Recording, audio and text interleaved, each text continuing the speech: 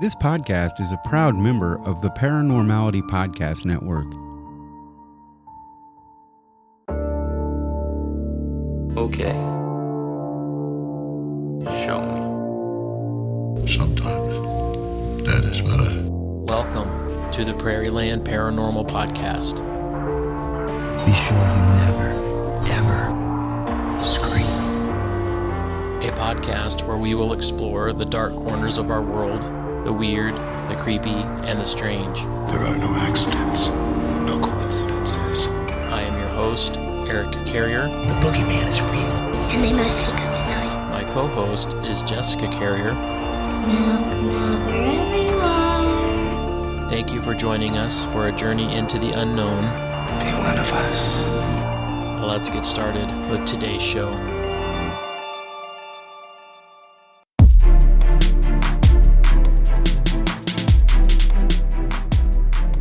Hey guys, welcome to the podcast. This is the Prairie Land Paranormal Podcast, and I am your host, Eric Carrier.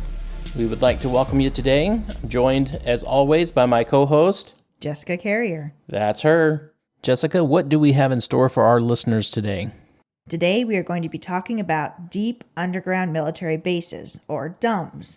That sounds like a pretty deep topic, Jess. Are you sure we can give it the depth it deserves? Yeah, that was a dumb joke. That joke was not dumb. That joke was just too deep for you to understand. If you are a new listener and you're here for the first time, welcome, and sorry for the dumb joke. If you've been around a while, welcome back. We are glad to have you here. Jessica, let's get on to business. How can people support our podcast? If you would like to support our podcast, there are a few ways you can do that. First, you can hit up our tip jar and leave us a small tip.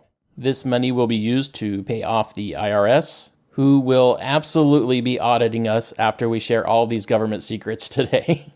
I'm looking forward to that. I'm not. Second, you can continue to share the show.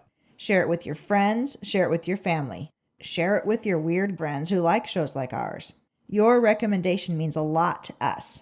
Third, you can continue to vote for us on the Paranormality Podcast Network Paranormal Top 25.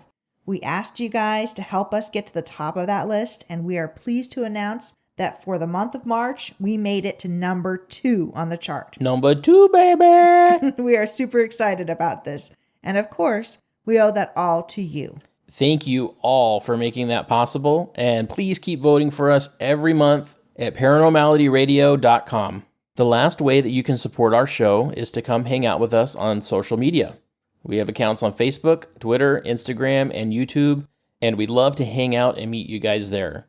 All of those accounts can be accessed through our website at www.prairielandparanormalpodcast.com. Jessica, who won the audio treasure hunt and the keyword contest? We are pleased to announce that Arwin Jukes was the winner of the $75 Amazon gift card. Congratulations, Arwin. Be sure to spend that money on something fun. Like podcast merch. Anything else? Nope. Okay, let's get started with today's show.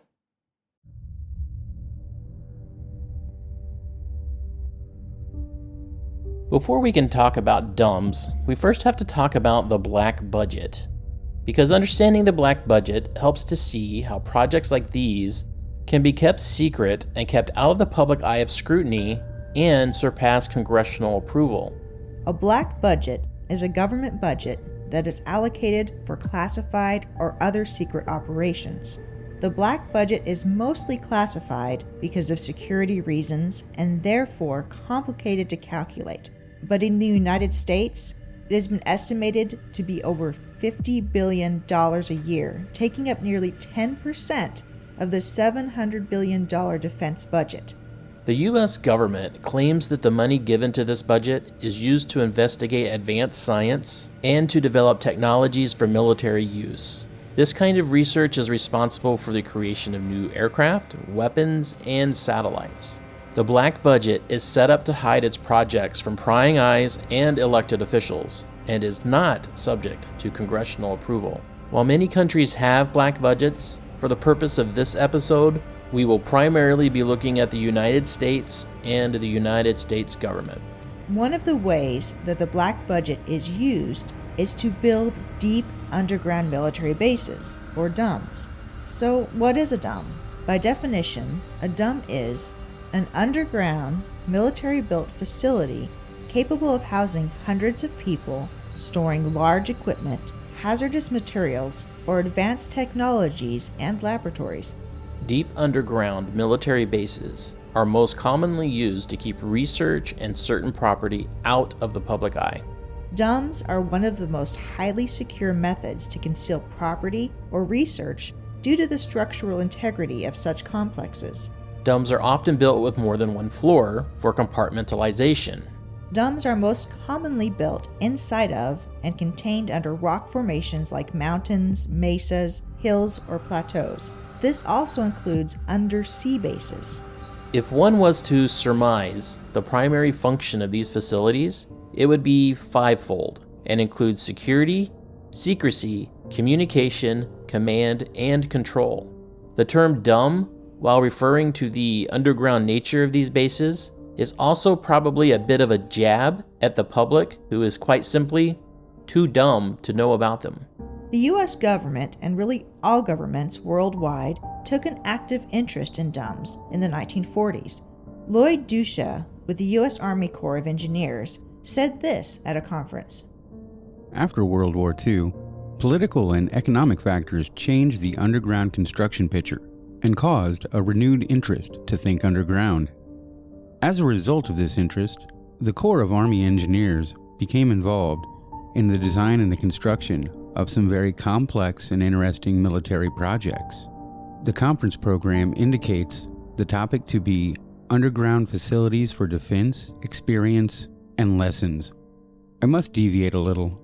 Several of the most interesting facilities that have been designed and constructed by the Corps are classified. It is believed that the U.S. military has built at least 140 deep underground military bases. This, however, cannot be confirmed because of the secretive and confidential nature of such bases. Worldwide, it is believed that there are nearly 15,000. It is important to note that these bases aren't just bunkers, but are on average the size of small cities, ranging from 10 to 30 miles across and anywhere between 1 and 4 miles in depth. These bases are completely self-sufficient and are fully stocked with food and supplies. It is even believed that they may be able to use artificial lighting to grow crops underground. While 140 U.S. DUMBs cannot be confirmed, there are several of these bases that have been declassified and are known to the public. These include Raven Rock, Cheyenne Mountain Complex, Greenbrier Resort, and Mount Weather. The Raven Rock Mountain Complex, also known as Site R, is a U.S. military installation with an underground nuclear bunker near Blue Ridge Summit, Pennsylvania, at Raven Rock Mountain. The facility is home to emergency operations centers for the United States Army, Navy, Air Force, and the United States Marine Corps. It was commissioned by President Harry S. Truman in the 1950s as a continuity of government facility pending nuclear attacks during the Cold War. The facility was built in 10 months and has 5 three-story buildings within its 700,000 square foot interior. Today, the installation's largest tenant is the Defense Threat Reduction Agency. The Defense Threat Reduction Agency, or the DTRA, is an agency within the United States Department of Defense and is the official combat support agency for countering weapons of mass destruction. The DTRA's mission is to prepare for and combat weapons of mass destruction and improvised threats, and to ensure nuclear deterrence. After the 2001 September 11th attacks, Vice President Dick Cheney used Raven Rock as a protected site. The Raven Rock Mountain Complex was officially declared part of the Pentagon in 2007, leading some to call it the Underground Pentagon. The Cheyenne Mountain Complex is located just outside of Colorado Springs, Colorado, and is the former home of the U.S. Space Command, NORAD, and U.S. NORTHCOM, which have all since been moved off-site to Peterson Air Force Base. U.S. Space Command's primary duties are to protect the interests of the United States in space, deter aggression in, from and to space, and to conduct space operations. NORAD's primary directive is to monitor the airspace of Canada and the United States for missiles, space systems, and foreign aircraft. U.S. Northcom monitors air, land, and sea approaches within the United States, Canada, Mexico, and the surrounding 500 nautical miles of water surrounding it. This includes the Gulf of Mexico, the Straits of Florida, portions of the Caribbean region, the Bahamas, Puerto Rico, the U.S. Virgin Islands, the British Virgin Islands, Bermuda, and the Turks and Caicos Islands. While all of these departments have been moved off-site, the facility remains under control of the U.S. Air Force and is currently used for flight crew training and as a backup command center for Peterson Air Force Base, if necessary. The main complex was started in the late 1950s and is built under 2,000 feet of granite and is 5 acres long. There are 15 three-story buildings inside the complex that are earthquake and explosion resistant. The buildings sit on thousands of flexible springs, designed to keep the buildings from not moving more than 1 inch in case of an earthquake or a missile attack. This facility is also able to withstand an EMP or an electronic magnetic pulse and a 30 megaton nuclear explosion as close as 1.2 miles away. The complex is completely self-sustaining with its own power plant, climate control, and water supply. A deep underground facility was built under Greenbrier Resort under the name of Project Greek Island. The bunker was built as part of the United States government continuity program and is located under the Greenbrier Hotel and Resort in West Virginia. The facility was decommissioned in 1992 after the program was exposed by the Washington Post.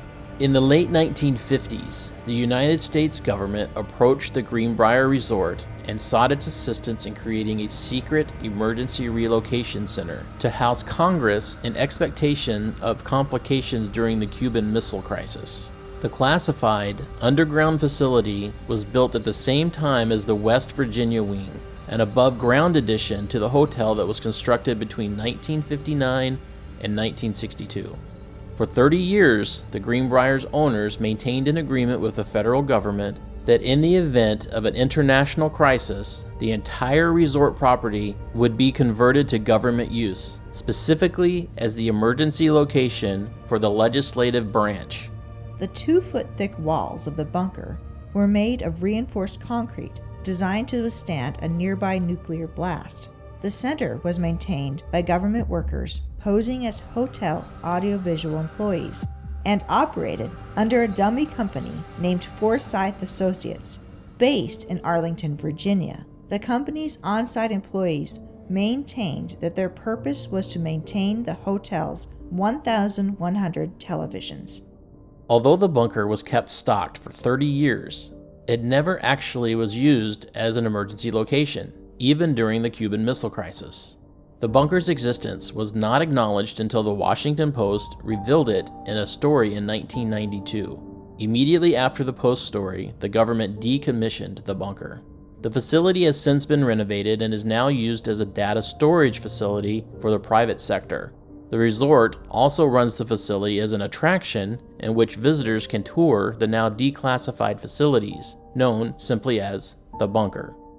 Mount Weather is a government command facility located in the Blue Ridge Mountains of Virginia. It is used as a center of operations and headquarters for FEMA, or the Federal Emergency Management Agency, and as a continuity of government site. In case of a national disaster, this is where the highest levels of civilian and military personnel will be evacuated. Mount Weather also hosts the FEMA National Radio System, which is a high-frequency radio system that connects most federal public safety agencies and the United States military with most of the states. This is how the emergency alert system works. This facility has an underground bunker, Area B, that was completed in 1959. The above-ground facility, Area A, was established in 1979. The above-ground portion of the FEMA complex is at least 434 acres.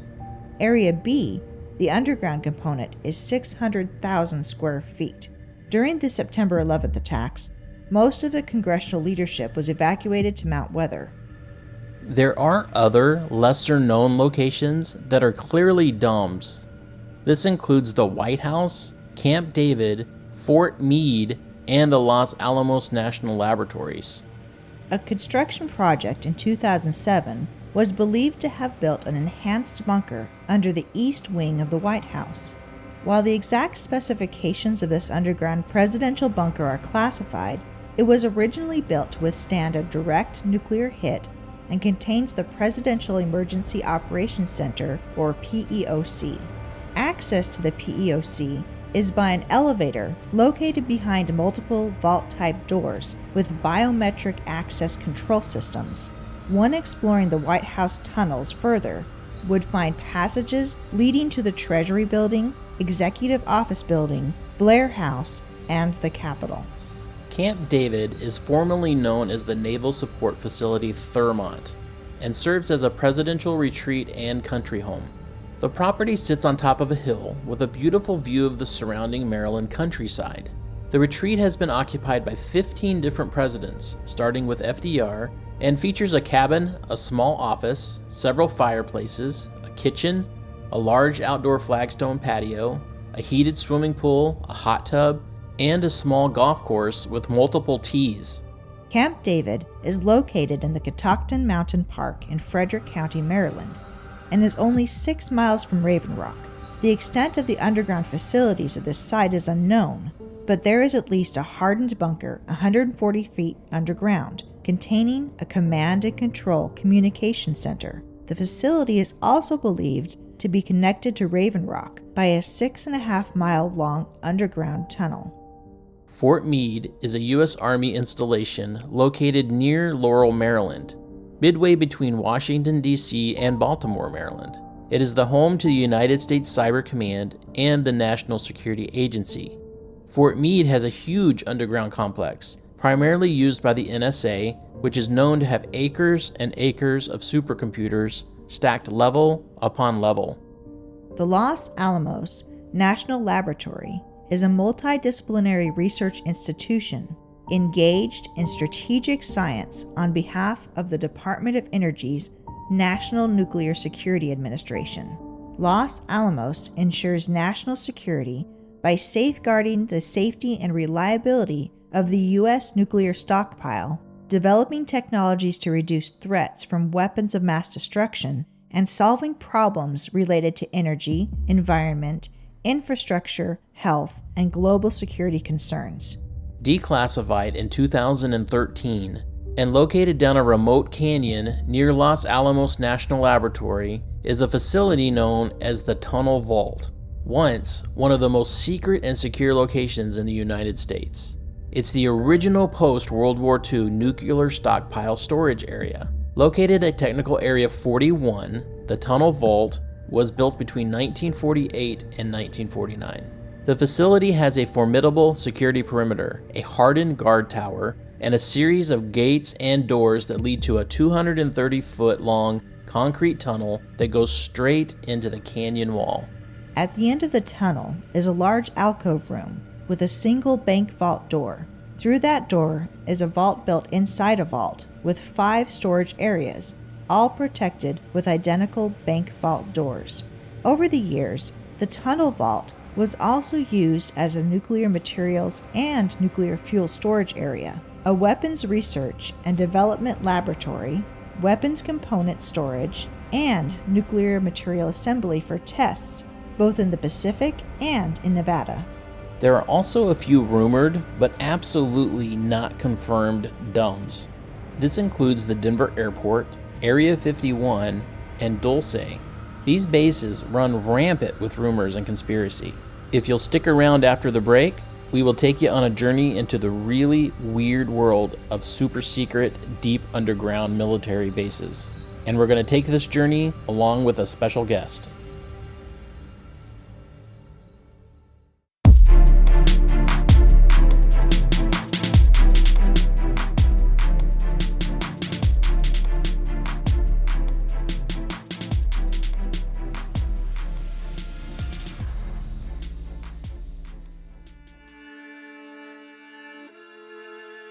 Ghost stories are always scarier when they're told by the very people who experienced them.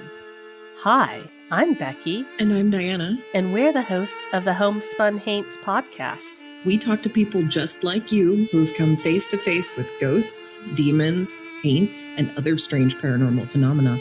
All of it makes for a chilling good time. So grab yourself a sweet tea, turn off the lights, and listen to some eerie, true ghost stories on Homespun Haints, wherever you get your podcasts. I'm not scared. Are you?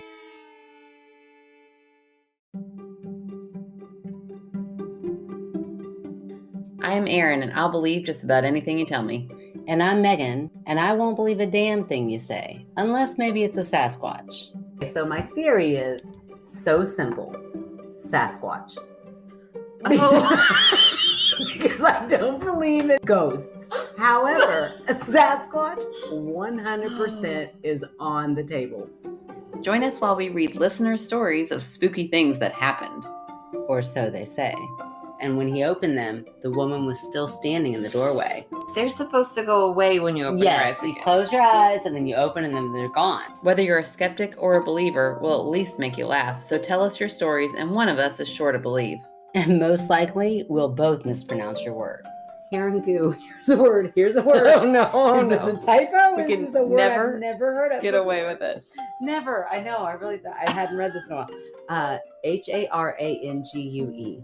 Herringoo. I'm gonna need to see it. Gosh. We're learning so many words.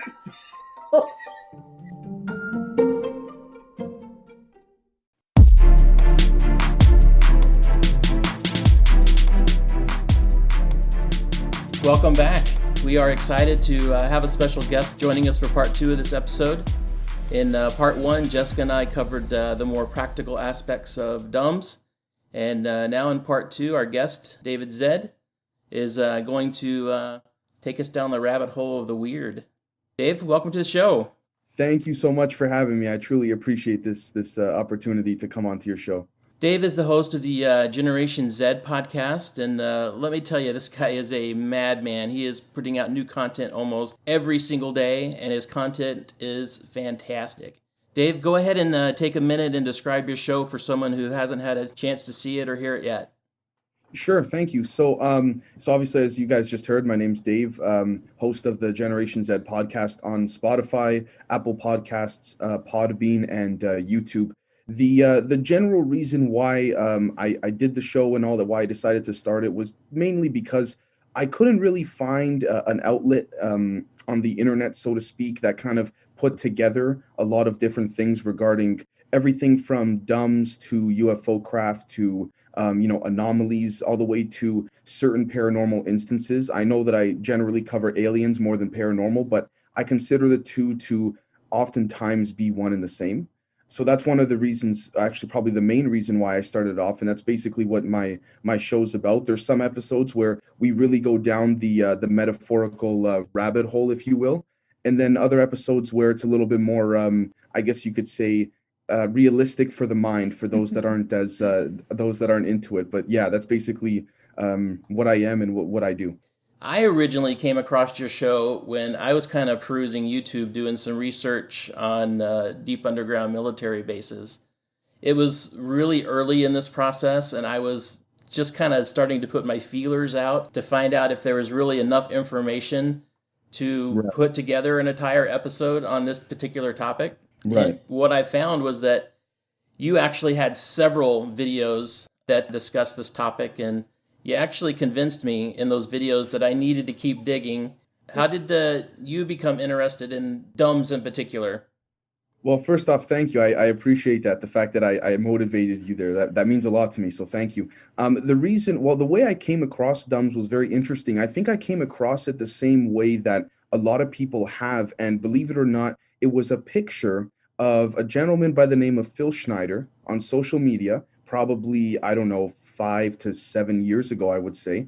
And it was literally in the format of just a basic picture with the traditional type of like meme-like words on the screen of the picture saying, this is so-and-so, Phil Schneider, and this happened to him. And he said that he helped dig a handful of underground, not even tunnels rather, but complexes or cities that are interconnected, not just across the US, but in some cases that stretch across the ocean, the Atlantic, and things like this. And then he was mysteriously found dead. And then that's what started it for me.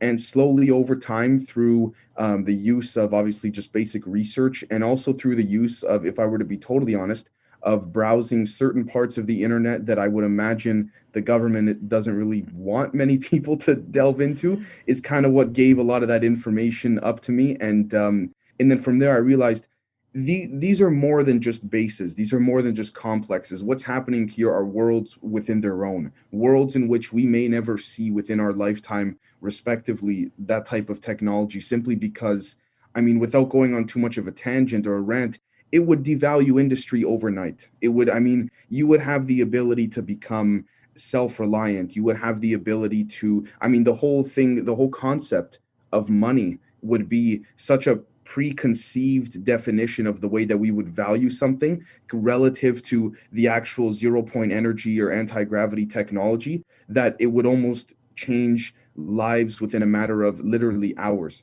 I mean, of course, you would have the traditional assumption of panic. You would have things like this, but mainly I think panic is not even the main reason. I think it's the matter of the government not being able to control things. Why, if you just came back from an underground military base where you saw 0-point energy, anti-gravity technology, which essentially allows for everything that we see in Star Trek to be real, literally, in a paranormal sense and all that. Because if you can not control, but if you can bend and manipulate gravity, you can establish force fields, invisibility cloaking, things like this, because it uses magnetism and all that, and it harnesses the literal energy around us, like Nikola Tesla said, right? And so if you come back, for example, from, you know, a 9-to-5 job at a deep underground military base, and you're playing with this technology, and you're, you know, assuming you're a geologist like Phil Schneider, and you come home and you take a look and you see, you know, you have an electrical bill, and then you have a water bill and things like this. You start to think, what's the point of this? You start to think, this means nothing to me. I just came from a place where I can mess with technology that could quite literally take me into space, light years away within a matter of minutes, if not seconds. And I'm worried about paying something to a group of people that we all kind of made up, so to speak. I know that's a very dumbed down way of looking at money and the system overall, but that's what I think the government fears the most. And that's why I think dumbs are so significant. It's not just the mystery and the allure of this underground thing, and it kind of seems like, you know, like a modern day version of the Batcave kind of lingo, so to speak. It's more than that, right? It has to do with the fact that there's so many potential and alleged beings, interdimensional, spiritual, physical alien beings, as we would refer to them, in correspondence with that technology. It's just too much for it to be out in the public. Are we talking intraterrestrial here or extraterrestrial? I would say, to be honest, both. Okay. Do you find that in order to get real information, the real truth about dumbs, you've got to go to those deeper, darker recesses of the internet that you talked about? If I were to be honest with you, yes. However, I do caution people in a very, very careful way, in the sense that obviously those darker parts of the internet and all that, you have to be very careful, because people can, you know, get a hold of your personal information quite easily and things like this. But when it comes to the research side of it, the main thing I look for, as I speak about in my episodes, are the minute consistencies. And I say minute because there's never going to be, at least based on the data that I'm seeing, there's never going to be one big reveal. There's never going to be this, okay, like this is the picture, this is the video, we got it. Because if that was the case, there have been many videos already. But all the government needs to do is either just not comment on it or deny. And that's all it takes. Shut it off. Exactly. Like you don't see anything. I don't see anything. What do you see? You know what I mean? Mm-hmm. And then right then and there, that it's as simple as that. And that's really easy to do with dumbs, because on the surface, they're not really there. Right. And if nothing officially exists on paper, and again, this is something, again, without going off into too much of a rant here, but this is the difference between black projects and dark projects. There are some things, some black projects that overlap with dumbs, absolutely. But dark projects are projects that have little to no documentation, but rather the way in which you discover this are through whistleblowers and patterns of consistency, right? Whether it's through different types of weather anomalies in a certain area, or through different types of people coming out and saying things, seismic activity underneath the ground, certain types of electrons, protons coming up from underneath, moving in ways that people would not think to be possible. And then the second there seems to be a public study having to do with something that's coming from underground that seems to be artificial, at least on the public end, it then goes quiet.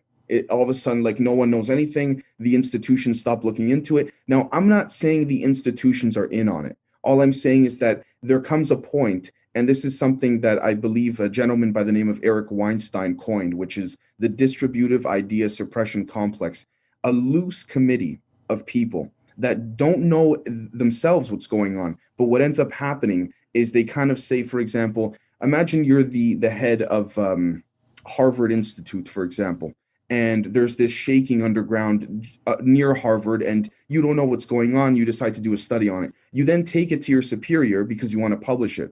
Your superior doesn't know anything about DUMBs, but they're told just enough that to shut certain research articles like this down from going public.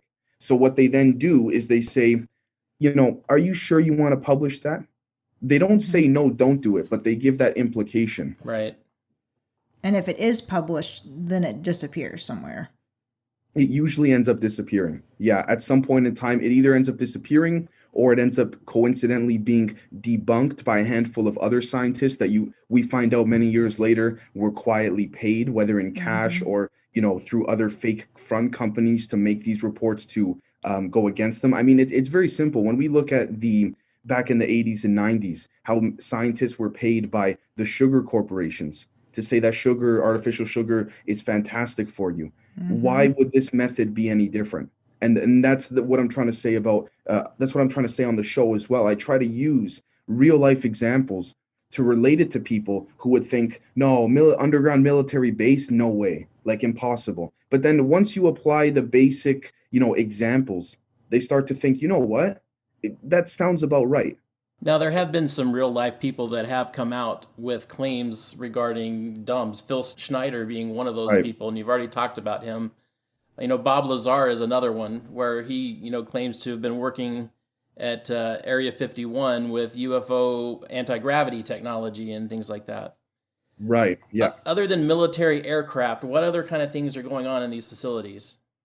Okay, so the one thing I did want to mention as well, too, aside from aircraft, and I thank you so much for the question, is it seems as though, and this has to do with, again, looking for the small consistencies.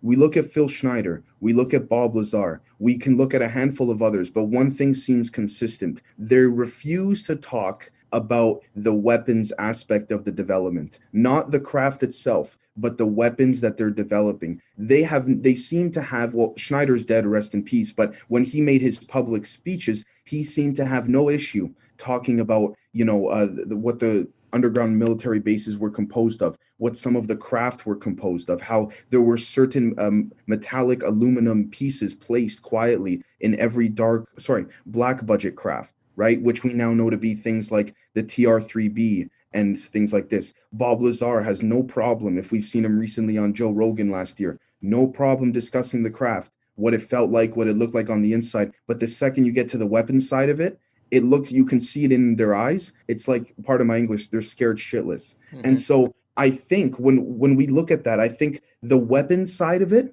as well as the biological and even interdimensional experimentation, is the deepest level of DUMBs. I mean, it's possible my thought process is limited in that regard. I don't know what could be beyond that in terms of secrecy. I think interdimensional paranormal time travel and biological experimentation are those 3 or 4 things are probably the darkest secrets, if you will, of DUMBs, aside from the craft. Why do you think that they would be too scared of talking about anything like this? I think as they always talk about there being an ominous feeling at these underground military bases where they worked and things like this. Now, granted, Bob Lazar didn't say that he particularly worked in one. He's kind of sketchy about where exactly it was. He did say Los Alamos S4, yes, but there's been known to be multiple underground complexes that connect. I think what it is that there's an ominous feeling while you're working on the craft, and there's always, according to them, a soldier with literally a gun pointed to your head at some distance away. I think the reason why they're afraid to speak of the weapons side of it is due to the fact that it's even more ominous than that. They know that if they speak up on the weapons aspect, sadly, they and their family will be dead by the end of the week. If I had to say it quite truthfully, that's what I think that's what I think it is, because Phil Schneider, Bob Lazar, the phone calls they've received that they claim to have received after coming out and being, whistleblowers and all that, the different instances of all their entire family and friends being audited by the IRS and things like this. It's a constant reoccurrence. So there's clear consistency. And I think that the weapons side of it, it just gives such an ominous feeling. I think that feeling, that intuition that a lot of people connect to the paranormal side of things is so dark in and of itself. There's no explanation needed. Are you scared about talking about this kind of stuff? Honestly, sometimes yes. I haven't had anything happen to me or anything of the sort. I've had some odd phone calls, but I don't want to, I've said this on my live stream before, I don't want to presume that that's something I should be taking seriously. I try to be careful. There are some things sometimes that I don't say publicly that I'll just tell a handful of people, just because it's not that I have knowledge that others don't. It's just when you get to the point of doing so much research as I do, there gets a point where a little bit of paranoia kicks in, and you start to realize, as you finish the research, you finish the episode, you go about your day, you leave your home and all that, you start to really think about the things that a lot of people aren't aware of, that they don't familiarize themselves with, right? So does it honestly frighten me? Yeah, but me trying to put the word out there means more to me than being scared, so to speak. But I'll be honest, I'm not trying to act like some big tough guy. The way I see it is that, very sadly, if they want you, they got you. You know what? I don't think there's a way around it. I mean, even if you go off the grid, no cell phone, no nothing, I still think if they really, really want you, they have you. It might be harder, but they'll get you eventually. Out of all the tech that you've encountered in your research, what really kind of excites you and what really kind of makes you scared? Okay, so that's a great question. And I say that because excitement and scared is always like on the border. It's always like right there. So what kind of scares me is actually an episode I did today having to do with people that have Rh null blood types. And it's more paranormal oriented, simply because interdimensional beings tend to frighten me in the sense that they're unpredictable. Whereas, and I don't say that in a sense of like, well, we don't know what they are. We know what they are. It's just a matter of their abilities, their agenda, what have you, right? Are they a negative entity? Are they not necessarily bad, but are they more self-serving, right? Things like this. The things that excite me, I do have to say, would probably be something such as Project Carrot, which I did an episode on, I think at this point almost 2 months ago, where it talks about different symbols that seem to have some type of cosmic alignment with the universe, where when activated in the right frequential area with the right EMF frequencies being at a certain level or range, these I guess we could say these symbols, these universal symbols, literally lift off of the metal that they're on. And the best way I could probably describe that would be the Xenobots in the Transformers film with Mark Wahlberg. Mm-hmm.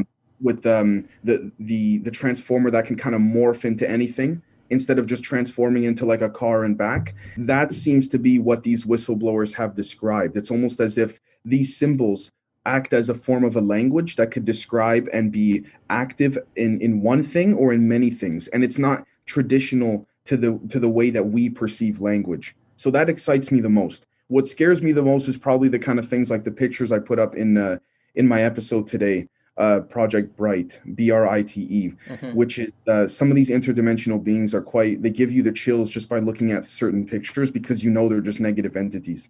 I've listened to quite a few of your episodes, particularly the ones related to DUMBs and deep underground facilities. And I think the one thing that I've heard so far that really kind of scared me was the wall. Yeah. Maybe you can explain that a little bit for our listeners as well, because that's kind of creepy to me. If I could ask specifically, what about the wall? Because there's just so much to it. If you could just be a little bit more specific, that's cool. In your episode, you talked a little bit about this wall that seemed like it was actually kind of organic, where they introduced things into it and it would almost kind of like harvest organs and things like that. Right. So one of the things that I find to be so interesting is that the technology from the UFO craft itself, or from any UFO for that matter, doesn't matter what shape or what have you, it seems to be, and again, this connects to Project Carrot, this connects to things like the Greada Treaty, which we'll get into and all that. It seems like the material that it's made of, whenever it's cut up into multiple pieces, it still resembles, no matter how closely analyzed at the molecular level, it acts as a blueprint for the rest of the craft, which is interesting because that is what we'd find in something in nature. Now, the reason why I bring this up in relation to the wall is because the wall is that same type of material. Now, the best way I could probably describe it is the film Annihilation with Natalie Portman, where they go into this, the bubble and all that, and they go and they see a swimming pool with no water, and she sees her ex-husband up against this wall, and his organs are all over the place and what have you. Now, it sounds like something out of a science fiction movie, literally, but if human organs, or organs of any animal for that matter, are harvested for energy of some kind, it doesn't seem particularly anomalistic or out there to me personally, and I think to many others as well, for it to actually use that type of energy, because our organs, as much as people like to say, it's just an attractive headline or what have you, our organs emit very specific frequencies. And I think that is very particular to the spiritual side of things, which is why I don't think it's a coincidence when they talk about meditation. All of a sudden, the frequencies all throughout your body that are suddenly different, when you're in a pure meditative state, they suddenly align, right? And those are the frequencies coming from, your heart, your brain, your lungs, your kidneys, and things like this. Because again, it has to do with the craft that I just mentioned, detailing a blueprint for the rest of the craft. So our organs are blueprints for the rest of our body in a physical sense and in a spiritual sense. And so that episode, that topic, scared me more than excited me. Not necessarily because it has to do with human organs. It could have been, organs of a dog, for example. It scared me because it's almost as if, the constant reoccurrences of abductions and mutilations of humans, of cows, and things like this. It's almost as if I haven't found the tipping point yet, but there is a deep paranormal connection there, a spiritual connection that the military either understands and is harnessing, or they either understand and they don't care about. It's one of the two. They've made some kind of treaty where they have chosen to ignore it. Right. With some of these interdimensional beings, it seems, because for the life of me, I can't come to the conclusion personally, and I could be so wrong here, but I can't see the military or the CIA at the most secretive levels messing with this type of technology and spirituality without coming across some form of an interdimensional being. Something that would literally probably seem like out of a science fiction movie, but again, we can flip that the other way around and say maybe the film got it from real events, right? Which is the Greada Treaty, Planet Serpo movie, Steven Spielberg, Close Encounters of all that, and all that. So we can see that connection there. Here's an idea that I've been kind of thinking about for a while, and it has to do with knowledge being a type of form of power. Yes. And what they know can be almost dangerous. And maybe that's one of the reasons why some of this stuff isn't being made known to everybody, because you can either do good with what you know or you can do bad with what you know. So if they have all of this information, maybe they just don't want the common everyday person knowing it. I think you said that perfectly. And the reason why is because I think I said this on the show before, but I thank you so much for bringing that up, because when we look, for example, at if you know basic science, like if you're pretty good with science, you don't need to be a genius to learn how to develop a nuke, right? Because of, the information is out there. So the information and the knowledge to develop a nuclear bomb, big or small, is out there.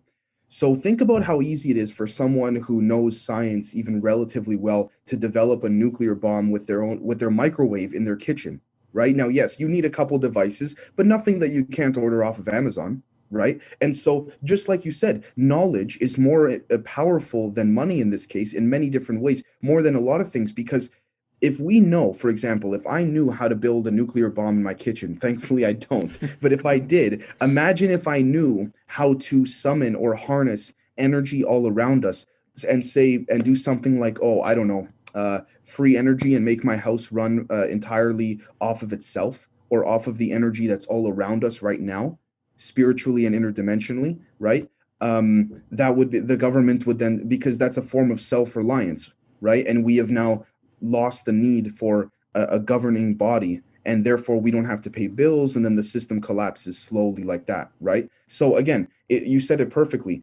I think that the reason why these projects are so secret, and the reason why they're kept at such deep levels within DUMBs, metaphorically and physically, literally, is because the knowledge might be easier to do certain things than we might think. And I think that's what scares them the most. You had previously mentioned the Granada Treaty. For those of our listeners who aren't familiar with that, can you explain what that is? Sure. So the Granada Treaty occurred allegedly in 1954 with President Eisenhower, where he allegedly signed and met a handful of beings referred to as Ebens that came from the planet Serpo. This planet had 2 suns. They didn't have an evening time there, but long story short, they had a very alleged strict routine on their planet. And some of their beings were visiting Earth one time, and then they crashed and everything. And some say this had to do with the Roswell crash. Others say it had to do with a different crash. It's hard to say because these Ebens are not gray aliens per se. Apparently, there are gray aliens that, have souls. And then there are gray aliens that are just vessels that act as like our version of, like a Mars rover. Why do we have to go there ourselves when we can send something first? And so the Granada Treaty occurred in 1954. I believe it was in California, if I'm not mistaken, and they had set up, just in case the press got a hold of it, they had set up a fake arrangement and meeting place in a certain forest, but it was a fake one in case it leaked to the press. And they had a real one where some photographs were taken, and you could see that clearly Eisenhower is sitting with something that is shorter than him, but has a much larger head, definitely not human. You can't see the front end of the face, but there are some pictures that are allegedly legitimate. But this agreement was that 12 human beings could go to this planet Serpo, and then 2 of these Ebens would stay on Earth, sort of like a human alien exchange program, right? Just kind of like when, the kids are going away for university, same kind of thing, right? And so what happened there was that the agreement was, okay, the Ebens will give very limited amounts of technology to humans, which to us was like out of this world.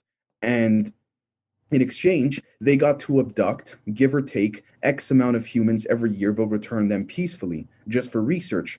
So there's 2 ways this story goes. Allegedly, Eisenhower, of course, he said yes. I mean, at that point, what do you say? I don't think you have a choice. If you say no, then these aliens are going to do it anyways. And if not, then they're just going to go back to their planet. And then you just blew your chance at every, technological life. You blew your chance at, everything.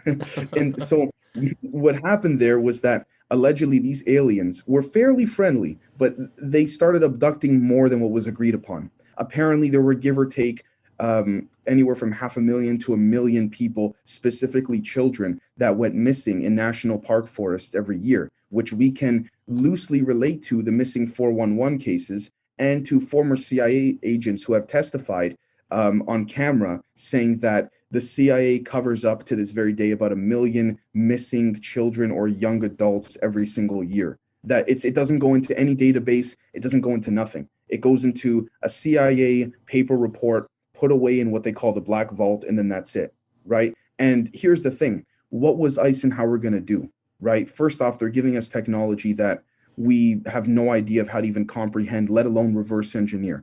And that technology they gave us is like our version of a Windows 98 computer, And so at that point, it's kind of like we were so, as humans, let alone the president himself, as humans, just so, I guess we could say, baffled and amazed by the technology. It was like, if they're abducting more than they promised and they're returning most of them peacefully, I mean, you weigh the odds, right? I mean, it's a terrible thing to say, and it's very ruthless and immoral, but it seems like that was the reality of it. Now, Eisenhower's granddaughter had said this to be the case as well.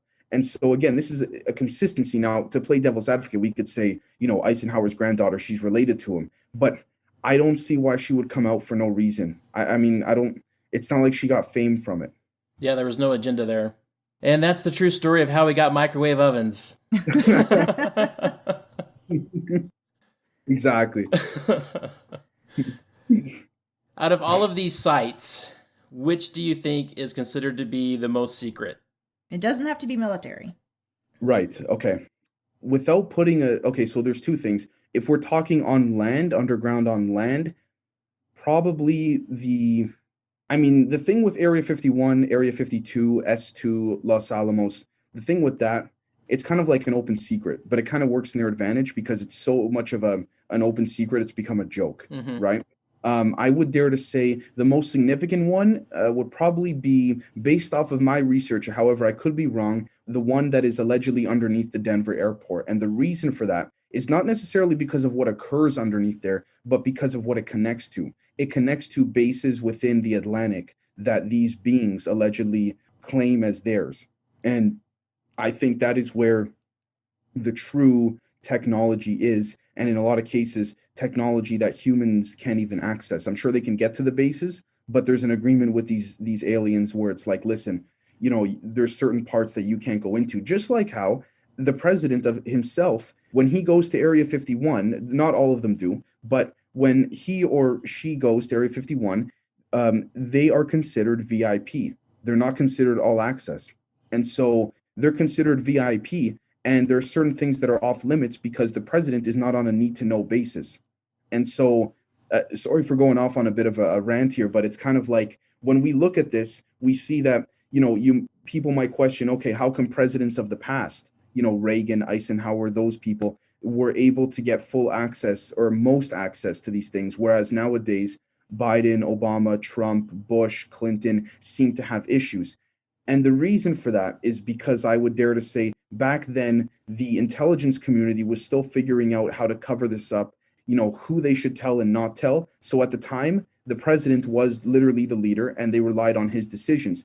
I think nowadays it's a bit different. They've established the secrecy and they choose which president can know what, which ones they should or shouldn't tell, things like this. And I use the word shadow government, and I don't really like to use the term because it's got a negative bias to it, especially the last 4 or 5 years with the constant reoccurrence of the term deep state. And I think it's kind of put a bit of a complexity to it that's really brushed up and fuzzied the wallpaper metaphorically, which works perfect in their favor, by the way, with the psychological warfare aspect. But the point here is that you have certain people, the people that are there for 20, 30, 40, 50 years in the CIA, the NSA, things like that. Those are the people that know what's really going on. The president's there for 8 years top, right? So they may know things, but after 8 years, sure, they still get classified briefings, but to what extent? And just to finish this point off, how secretive it is, when the head of the Joint Chiefs of Staff went, and this is on the Unacknowledged documentary on Netflix, went to the head of the CIA and said, we want to know everything about UFOs and how legit this thing is. The head of the CIA at the time responded back and said, sir, you are not on a need to know basis. What I get from that response is not only that dumbs exist, but that a lot of what we hear, sure, it could be false, but it's in the correct ballpark, right?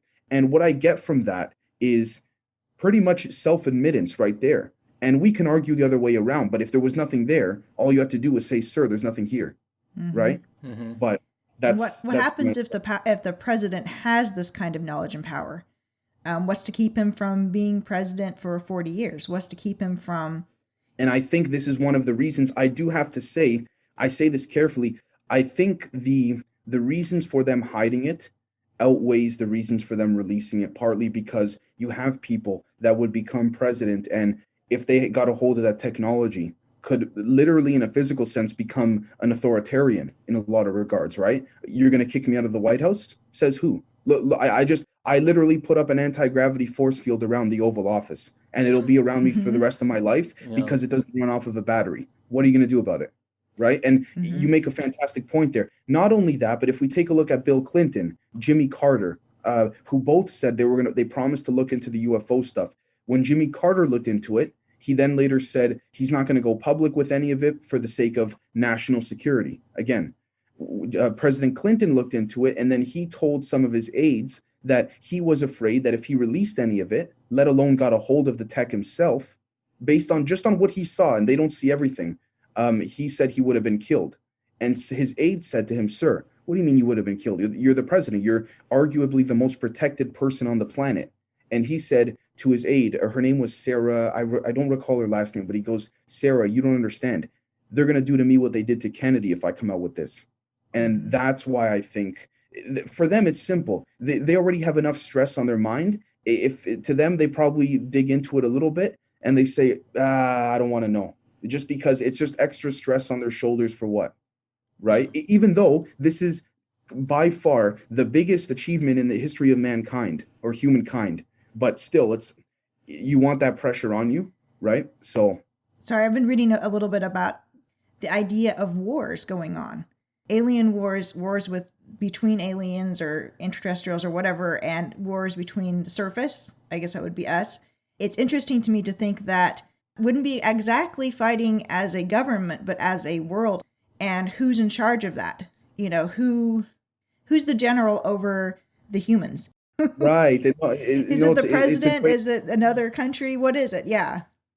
It's a fantastic point. Here's the other thing too that I think is what worries a lot of those who know about this stuff. It's very, at least from my research, it's very decentralized in the sense that you have different species or races that have negotiations with different countries. I'm pretty sure the extraterrestrials working with Russia are not necessarily sharing all their information with the US. Maybe to a certain extent. There have been cases where whistleblowers have said that, certain countries put all their differences aside at the most secretive levels in these underground bases to work with other countries. But we also have to remember too, we're human beings. I mean, it's a terrible thing, but we have a very bad track record in history of constant infighting and things like this. So is there one leader?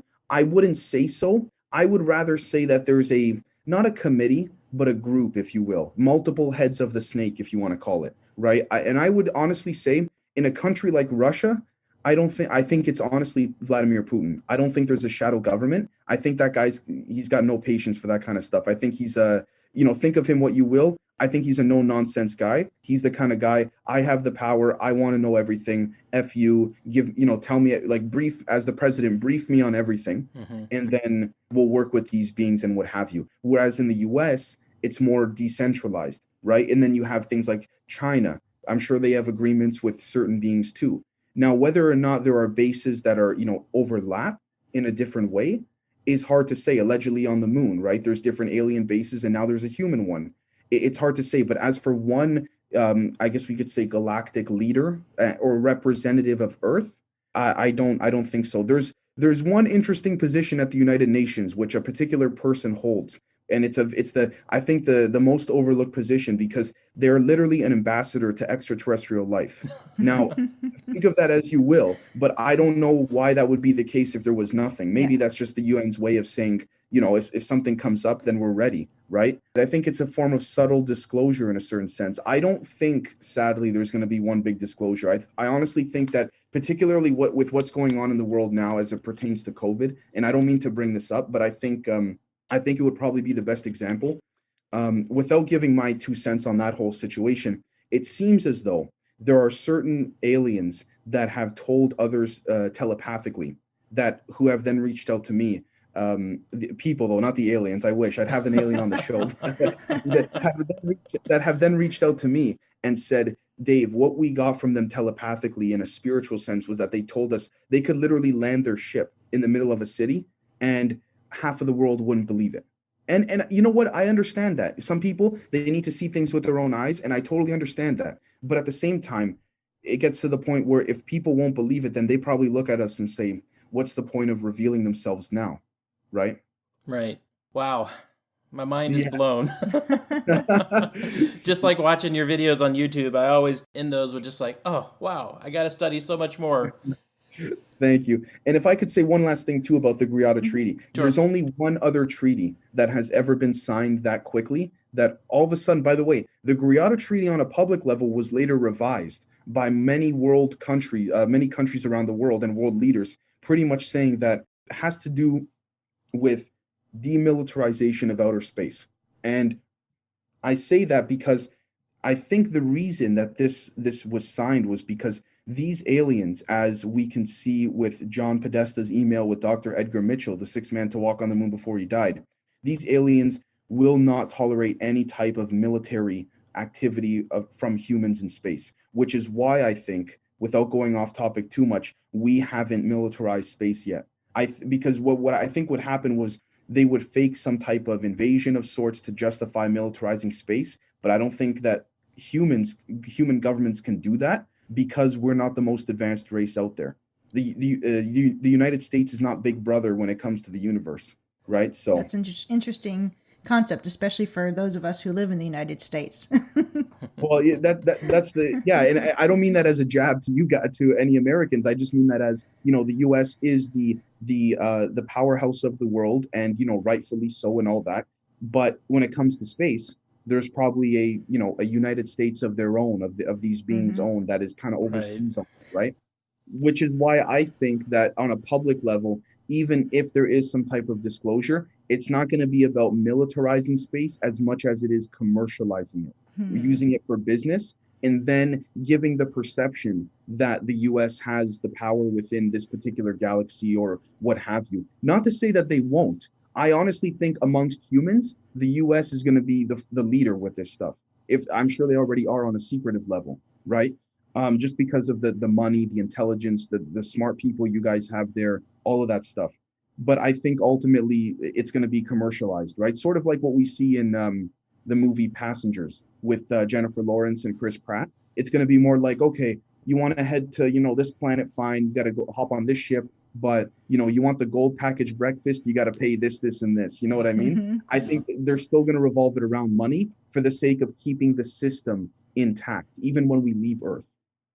As you can see, folks, we are only just beginning to scratch the knowledge that Dave has to impart to us. Dave, as we bring the show to an end, do you have any last little tidbits of wisdom to depart? You know what? Honestly, just that's about it. I don't know. I'm not sure what else I could say. I think my little rant there kind of gave the whole overarching concept of dumbs and all that. We appreciate you being with us, Dave. Thank you so much. Tell people once again where they can find your show. Sure. Generation Zed Podcast, no space, no capitals or anything, on Instagram. Podcast Zed on Twitter. You can also email me, genzedpodcast@gmail.com, if you just want to chat or you have any research you want to present. And also I have a Patreon, patreon.com/Generation Zed. That's how we keep the show running, and that's how I can do as much research as I do.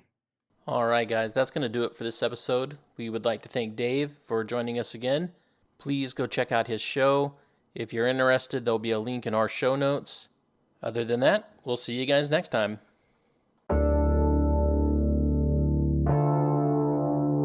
All right, folks, that's the end of this episode. Thank you for joining us. We appreciate you listening. If you have enjoyed the show, please consider subscribing through your favorite podcast player. You can find us on Facebook, Twitter, Instagram, and YouTube. And remember that if you've had a paranormal experience that you would like to share, you can email us at prairielandparanormalpodcast@gmail.com, or you can submit that experience through our website at www.prairielandparanormalpodcast.com. So, until next time, remember, don't be normal when you can be paranormal.